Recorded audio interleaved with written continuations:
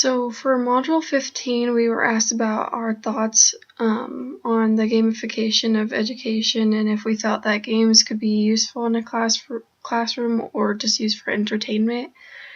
And I think that games can be extremely useful in a classroom because it kind of helps kids remember it with something fun, like they don't remember it just sometimes when you're only teaching stuff like by standing at the front of the classroom and just talking about it or writing it on the board.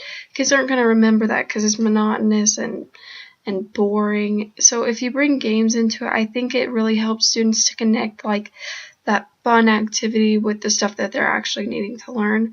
I think they can be a good way to entertain students also, but I think games in a classroom could be really useful and getting that information to stick with the students, especially like younger students who don't want to just sit there and not do anything. The games can be really hands-on and help them kind of connect those topics.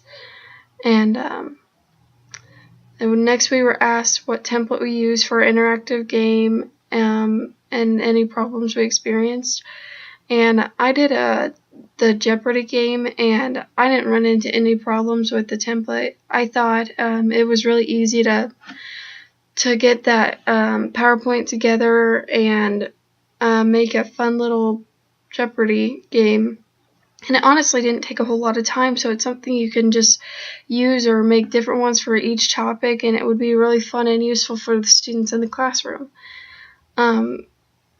The third question we were asked for what are some examples of ways you can use interactive PowerPoint games in your future classroom, and like I said, with the games, interactive games and like the PowerPoints, you can bring those into the classroom and really get students to like want to be hands-on. Like if I use the PowerPoint game that I made for this assignment in my future classroom, it'd be something I'd probably put on like a smart board, and students could come up and click on which Jeopardy slot they wanted to try, and then you could read it to them or they could read it, and they'd have teams competing against each other.